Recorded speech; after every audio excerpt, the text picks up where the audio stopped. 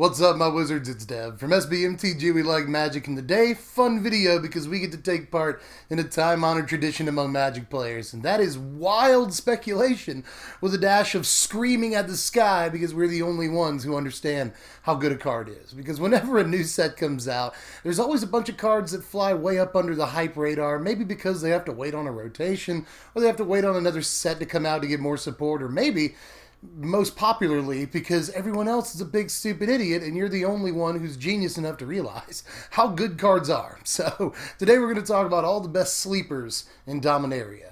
Now in Dominaria, I think there's just so many neat and underappreciated gems in this set that this time around, not only am I going to give you my top 10, rare and mythic sleepers from the set, but I'm going to give a special little shout out to all the best sleeper uncommons in this set, because there's a ton of power at the uncommon slot in this thing, man. So that's a lot of cards to talk about. Should probably go ahead and kick it off by talking about my number 5 most undervalued uncommon, and that is Whisper Blood Liturgist. Now, Whisper is kind of like a Hell's Caretaker, obviously, but in a lot of ways worse. It's legendary, so you can have more than one copy of it out. And you have to sack 2 creatures instead of just the 1. That makes it look worse, but it's still an exciting effect to have back in Standard for a lot of reasons. Some of them edge cases, but all of them cool. I mean, first of all, we can do really cute stuff like use Whisper alongside Demon of Dark Schemes to generate a ton of energy. That's neat, but there's also stuff like Olinda, which really likes the fact that 2 creatures die whenever you use this activated ability. You just make your Olinda big pretty quickly. And then another cute case, but possibly abusable, is Maulfist Revolutionary. This has a trigger that you can abuse on both ends of Whisper, whether you're, reanimating it or sacrificing it. You get an enter the battlefield trigger and a dice trigger off of Revolutionary, which I think is pretty abusable with Whisper. But maybe the best stuff you can do with it in Standard involves all these creatures that are just easy to bring back from the graveyard anyway. We got Scrap Heap Scrounger in this format, we got Dread Wanderer, and both of those are on color with Whisper. You can sacrifice them, bring them back super easily. And there's also Rekindling Phoenix, if you want to go that far. You can sack it. It'll come right back pretty quick at least. So we got a lot of recursive creatures in this format that you can sacrifice to Whisper easily and just get them right back. There's also the case of Siege Gang Commander. I really like the way these 2 cards interact, All you have to do is play your Siege Gang with your Whisper in play, get your 3 tokens, then you can sacrifice Siege Gang to its own ability, put it in the graveyard. Tap your Whisper, sack 2 tokens, get your Siege Gang back, and look at that. You net a token in that exchange, so you can do this once a turn and just fill the board with tokens eventually and deal 2 damage to anything you want to every turn in the meantime. At the grand total of 2 mana a turn, that's actually not a terrible deal. My number 4 sleeper uncommon in this set is definitely Texico. I love this card. I've loved Texico since the moment I saw her, man. Look at the text box on this thing. First of all, she makes herself unblockable. That's kind of cool right there. You've always got that going for you. But there's other obviously sweet stuff about this. It not only counts power, but also toughness 1 creatures. So things like Combat Celebrant work really well with it. And in fact, there's a bunch of really good red creatures that work good with this. There's Bomat Courier, which isn't strictly red, but it goes in red decks. And then there's also Kari Zev. I mean, Kari Zev can get in for combat damage unblocked, as can the Monkey. So there's a lot of cool red creatures that work with this.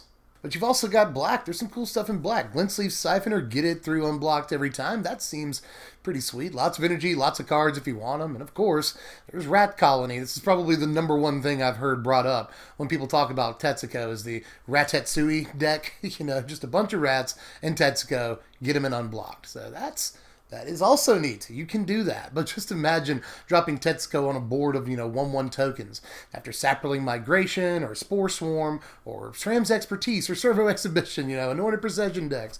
There's a ton of token decks that might want access to this kind of effect because you've got a bunch of 1/1 tokens. You just end the game the turn you drop a Texico, and that seems decent. Number 3 uncommon that people aren't taking seriously enough is Fight with Fire. My eye keeps coming back to this card when I look over this set, Sorcery speed is not necessarily where you want to be, but this is going to kill just about any creature that you target with it. For only 3 mana, you could do a lot worse. And it's really splashable. You only have to pay the 1 red mana for it, so it can go in 3 and 4 color decks if you wanted to. And honestly, there is so much stuff to ramp into in this format, but I think this might be one of the best cards to just end the game by ramping into. And even if you never get to the point of the game where you can just cast it for its kicker cost and shut the opponent down, a last 10 damage to your face, even if you never get to that point, it's still pretty reliable removal. So there's a lot I like about this card. Number 2 on the uncommons list is Dantha. It's not like this card hasn't been talked about or anything. There's some amount of hype for Dantha, but mostly it's people going around saying that she's just not going to be quite good enough. And I could be on that side, but the whole purpose of this video is to talk about, the positive things about cards rather than the obvious negative things. Yeah, there's 3 mana for a 2/2. Even with all the keyword abilities in the world, it's easily shockable or magma sprayable. It dies to just about every removal spell in the format. So that's bad. Except for Seal Away, by the way. That's Vigilance. So it can't be sealed away, which is, I think, kind of relevant. But in any case, yeah, this kind of dies to an awful lot. But it just goes into so many cool shells. It's going to be a key piece in like 3 different budget decks. But for all we know, these cards, the decks might not be budget if they work well enough. This goes in the red-white auras deck that wants to use Champion of Flame and Valduck. Obviously goes in there with some equipments and some cool auras and stuff, but it goes in Knights too, and possibly even the Cheerios deck, because we have a bunch of 1-mana equipment in the format, things like Inventor's Goggles and Short Sword and Honed Kopesh, a hymn. A lot of people reminded me of that last time. So, and Prying Blade. There's a ton of 1-mana equipment that Dantha essentially, effectively, makes free, and that could work really well with the Aetherflux Reservoir deck. So there's just so much that she has potential in that I think she'll find a home somewhere. She just has so many potential homes that, I just don't see her not showing up somewhere along the way. My number 1 sleeper uncommon is Song of Freyalise. This is another card that has gotten some amount of buzz, and there are definitely people that have faith in it. But honestly, I'm doing top 5 uncommons for like the best cards in the set video that I'm going to do after this one, and Song of Freyalise just isn't on that list. I think there are definitely way better uncommons that are almost definitely more of a shoe-in to see standard play than a card like Song is. But Song is still really good, and I wanted it to have its moment. So this is sort of the 6th man, It's kind of a bench warmer as far as great uncommons in the set go, at least in my opinion. But that doesn't mean it doesn't have a chance. It absolutely does. We've essentially got Cryptolith right back for the first couple of turns that it's in play, and then it sort of just becomes better than Cryptolith right? Because the whole point of Cryptolith is that you use it to play a bunch more creatures. You play creatures, and then you tap those creatures to play more creatures. So this lets you do that for a couple of turns, but then it rewards your having done that by giving you, a boost to all your dudes and a bunch of crazy abilities for a turn. And it's just... Song could actually work. It could also not work super good. It doesn't look like the absolute best top deck in the world, but neither did Cryptolith right, and there were whole somewhat successful decks built around that card. So I could see Song going that way. It's going to take some time to see whether or not this song sounds awful or it's a chart topper, but I think that it's leaning towards looking good as far as I'm concerned. We've got plenty of cheap creatures in this format to, abuse this with and just really go crazy and play something huge by the end of it all, or just attack in with our army of little dudes. So I like a lot about Song. I definitely think it's got a chance. But now on to the actual list here. Let's talk about the top 10 rare or mythic sleepers in Dominaria. Starting with my honorable mention, because I got to do that. Helm of the Host, which was probably some people's number 1 sleeper. Now again, just kind of looking at the cynical, some would say realistic side of it. This is an expensive artifact to play that's really expensive to equip. It can just be abraded, and abrade is in just about every main deck in the format, it feels like, right now. So it's just not a super reliable investment. But those are all of the negatives, and literally everything else you could possibly say about this card is extremely positive. First of all, note that the token sticks around forever. Usually effects like this, the token will be sacrificed at the end of combat, at the end of the turn, or something like that. But this card does not sneak that phrase in.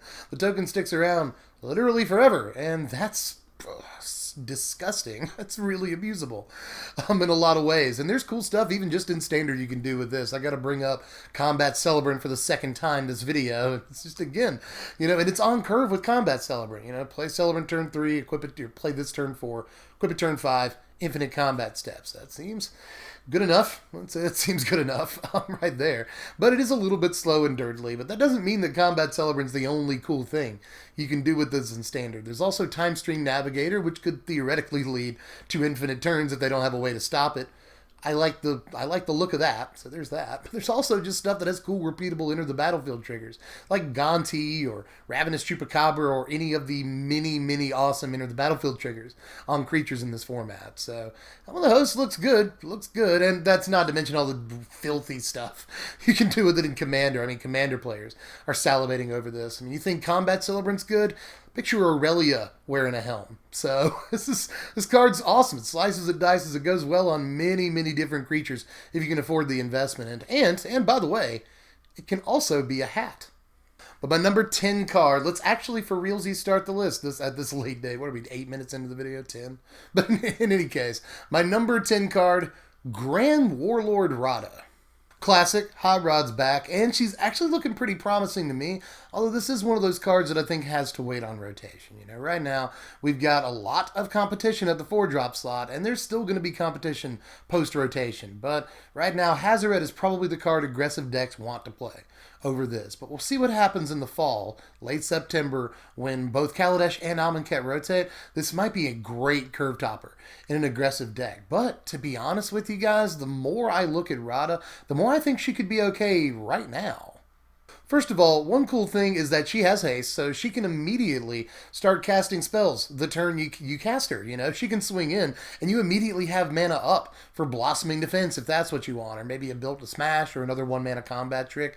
You can do that if you want to, or you can save that mana until your, second main phase.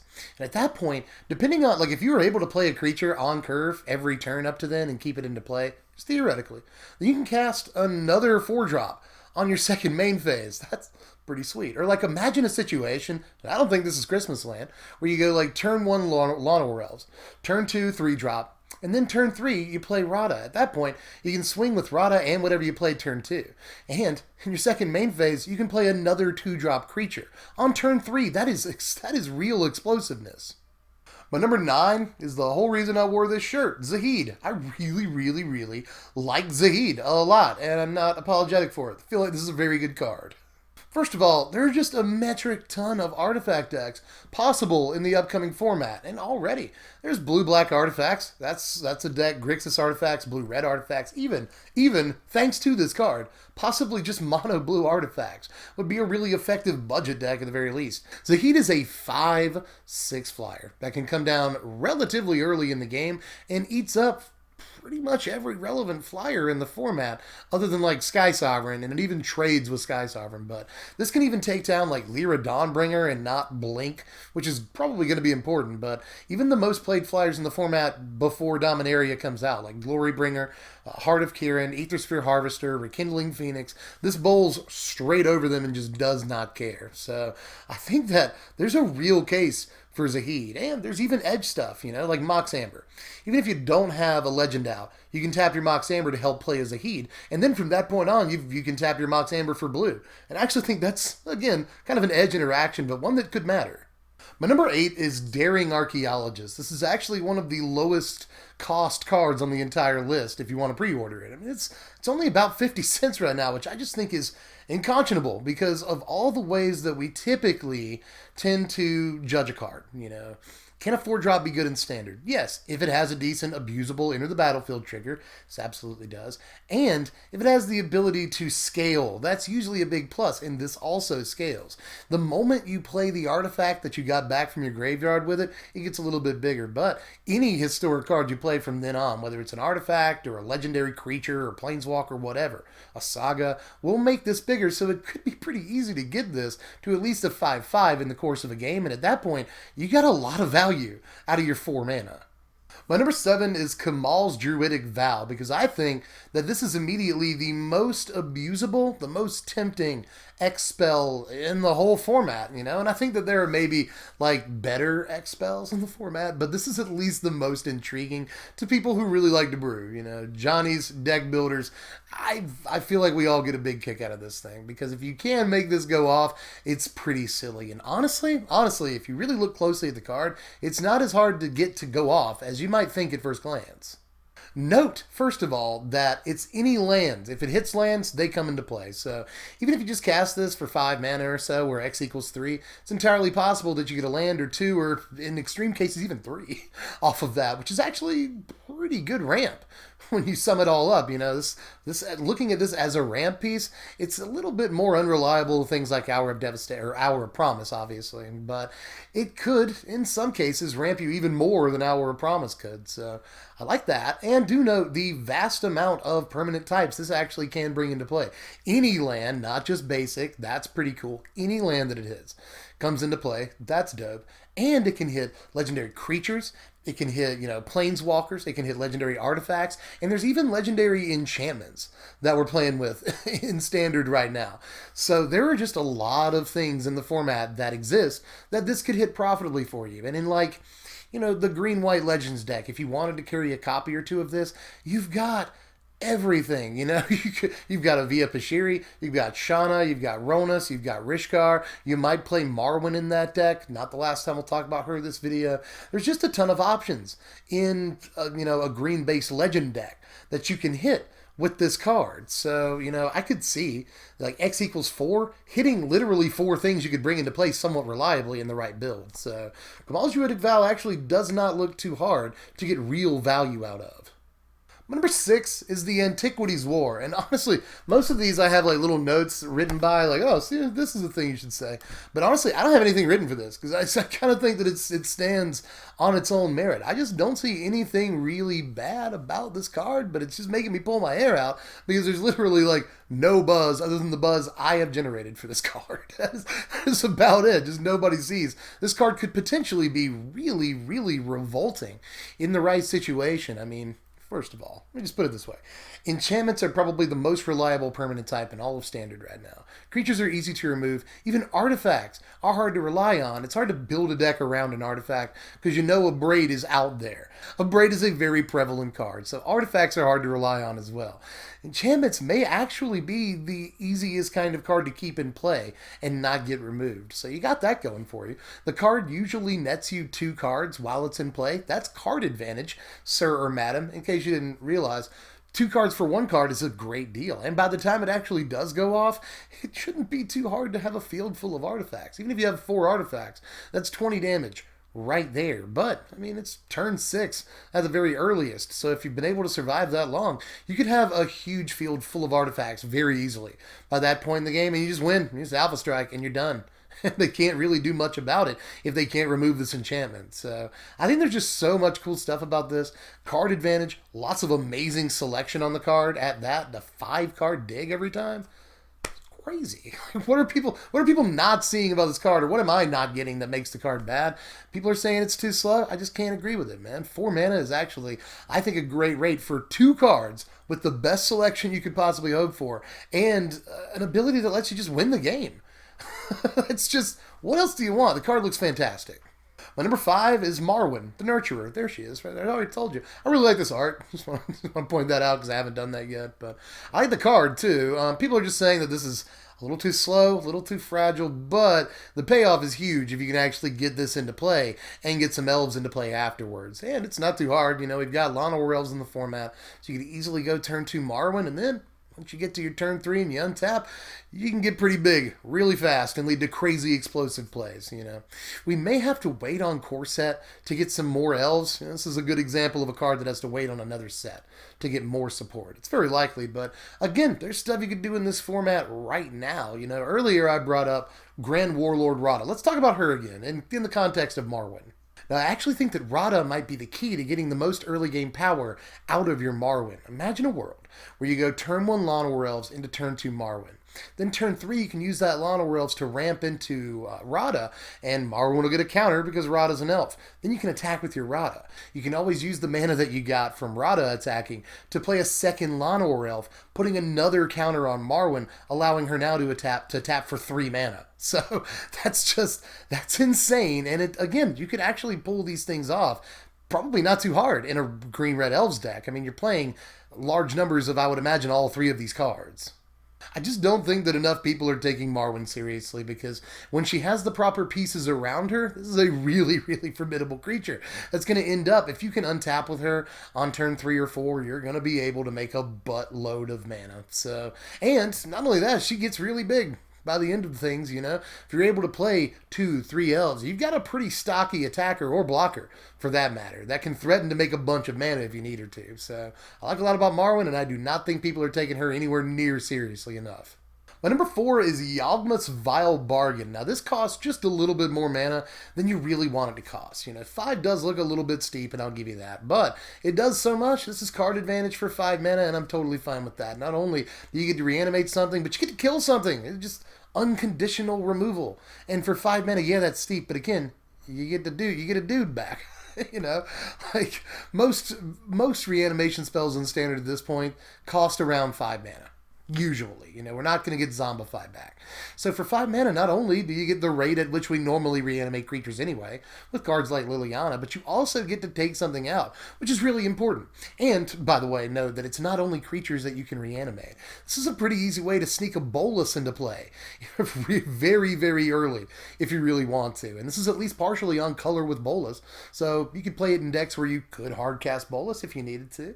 Or, if you want to sneak him into play early, you can just discard him with Cathartic Reunion or something, Champion of Wits, whatever, and then just Vile Offering him back into play, like on turn 5, way earlier than you have any business having a Bolus. So that play also exists, but there's also, just reanimating big stupid creatures and then killing whatever's going to block them. Reanimate a Daragaz and kill their 1-flyer. Boom, swing over. So that seems good. And I should also note, too, that if you do reanimate a Planeswalker with this, you kill a dude. That helps protect the Planeswalker you just reanimated. So there's just a lot of cool stuff about this. You're going way up on board position, very likely, for your 5 mana, and I kind of actually think that's a decent rate. My number 3 is the First Eruption. This is another card that I just don't understand why it's so cheap, because it does exactly what Ramp wants to do, but in one card. There are Ramp decks that play Sweltering Suns in this format, and you no longer have to do that. If you don't want to, you got Ramp and your early game sweeper. All in one card at this point. Not only on turn 3 can you play First Eruption and kill any Llanowar Elves, Glintsleeve Siphoners, Champion of Wits. There's a ton of 1 toughness cards. Bomat Couriers, Fanatical Firebrands, you make them sacrifice them, whatever. There's just 100 things you can kill in a format that are heavily played, too. In Standard right now, just when you play this, on turn 3. But if they're, if you left anything around, or if they happen to play any creatures afterwards, then you'll eventually sweep those creatures. Which is a thing people aren't talking about. This will put people off playing 3 toughness creatures for at least the next couple of turns, because they don't want to lose those creatures once Eruption does finally go off. And in the meantime, it ramps you to a possible 6 mana by turn 4, with which you can play a ton of different things. Like, how do people not? What do you want? I don't know what the deal is. Like, ramp decks want to play removal, but they often don't have enough slots to play removal. This card lets you just do both. Porque no los dos. Just do both. Why is this bad? My number 2 sleeper in this set is definitely Teshar. This could easily be number 1. People have been buzzing about the card, but it's mostly like the kind of buzz that makes me think people who think seriously about competitive Magic aren't taking this card seriously. A lot of the speculation and different combos I see about this card are all, very hype EDH players with 8-card combos that this probably won't work with, but are really exciting when they do go off. But I think there's plenty in Standard to do with this right now. I'm actually going to the graphic on this one because there's no way I'm going to be able to fit all these cards on screen. There's a lot to talk about. First of all, just a corner case here. Mox Amber and Ornithopter are essentially 0 mana reanimation spells while you have a Teshar out.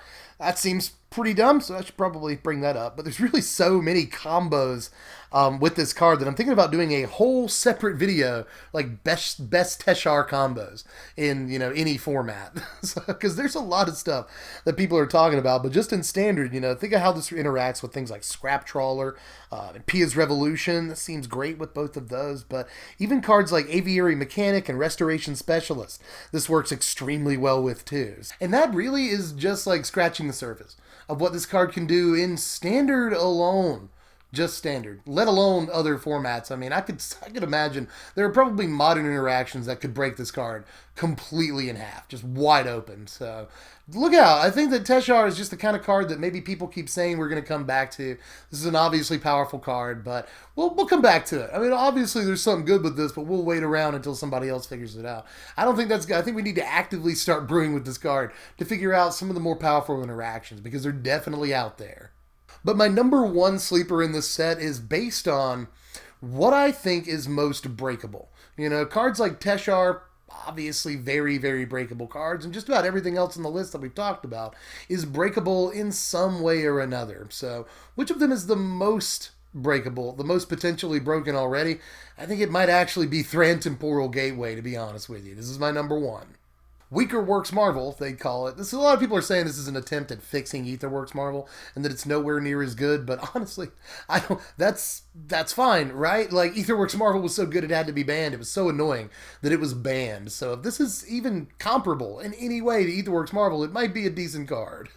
You can do this at instant speed, so just like throwing in a legendary creature, or I guess if a planeswalker at the end of your opponent's turn, if you wanted to do that, just being able to play, effectively give all your historic permanents flash, actually seems really good. I also like the fact that this allows a deck with a bunch of like Power Stone Shards and Erasca Relics and stuff to actually play cards that have colors in their casting cost, You might not be able to actually cast them with your Power Stone Shards, but once you get this into play, you can play literally any card in Standard, no matter what color it is, even if you have a bunch of colorless producers in your deck. And I actually think that's great for really heavy artifact decks. But I think most obviously, the best part about the card is its ability to be used as sort of a pseudo ramp tool. I talked about this with Vala Offering, but if you want to get a Bolas into play way earlier than you have any right to play a Bolas, this is one of the better ways to do it I think we have in Standard right now. So I like that about it. Or if you just want to play a big dumb 8 or 9 mana creature, you can do that. Like if you want to play a Zakama on turn 5, sure, you don't get the cast trigger. I want to be clear on that. This doesn't cast the card, it just puts it onto the battlefield. So you won't get Zakama's cast trigger, but you know what you will get? A 9/9 with 3 keyword abilities and a bunch of activated abilities that are going to be really relevant. So you might not even care about the cast trigger that much. Also worth noting, by the way, while we're talking about Zakama, that this works well with other dinosaurs too. Like if you want to get a Zatalpa into play super early, this is a pretty good way of doing that. And this is a pretty cool card to throw down a Gishath super early. If you want to, you can throw this down and then next turn use it to play your Gishath, immediately attack, and then who knows what else you're gonna throw down off the Gishath, getting combat damage in. Even if you trample over for just a few, it might end up hitting the Zakamas and Zatalpas that are in your Thran deck. So it's possible, at the very least, that this could be a really fun card for a dinosaur deck. I'm being serious. But the fun doesn't stop there. There's a bunch of stuff, Razaketh is in this format as well. There's just no end to the stupid crap that you can do with this card, given that it survives the turn. If they don't have the Abrade right then, and you are forcing them to have Abrade that turn, you're just going to do something really repugnant, just something gross with this card, and they're going to have to answer it. So people can make fun of it all they want to until they have to answer whatever dumb thing you play with it. And one more just little thing I think about the card, but I think it's going to really matter. Just imagine the threat of activation on this card, I think that the way we like to think about this card is that, given that I can untap on my next turn with this card, I can immediately slap down the stupidest thing in my deck. But you might want to wait. Patience is rewarded if you actually make it till the next turn with this card. You might just want to say go because you're going to freak your opponent out once they hit their combat step, or if they want to really do anything, because they know you can respond by playing the dumbest card in your deck. They're going to really think twice about attacking when you have an untapped gateway in play. And I'm pretty sure that that is my list, you guys. If I didn't mention anything that you really like, it doesn't mean I hate your favorite card. Far from it. I like many of the cards in this set. Like between this list and the, basically the top 25 cards list that we're going to do after this. We're talking about essentially 40 cards in this set that I think are good, and there are still cards I'm not going to get the chance to talk about. So just because I didn't bring up your favorite card doesn't mean I don't like it. So let me know down there what I missed, and I'll probably sympathize with you. Follow me on Twitter at SBMTGDev. Throw me $1 a month on Patreon. That's all I ask. Link in the description for that. And you can check out my sponsors, TCG Player. They are good folks, and they're where you can pre-order any of these cards for the cheapest price on the whole interwebs. Note, by the way, interesting thing, hope you haven't clicked away yet. All the prices I use in this video are the highest prices I could find on TCG Player. Every single one of these cards can actually be found for less than the prices I listed in this video. So hop on over to the link in the description to go to TCG Player and see exactly how cheap you can get some of these sleepers for. But I'm tapped out for now. Top 25 list coming up soon, and then Deck Techs right after that. So make sure you sub, hit the bell for the notifications, and I'll catch you cats later. I'm Dev from The Place. Thanks for watching, my wizards. Spread love and be kind.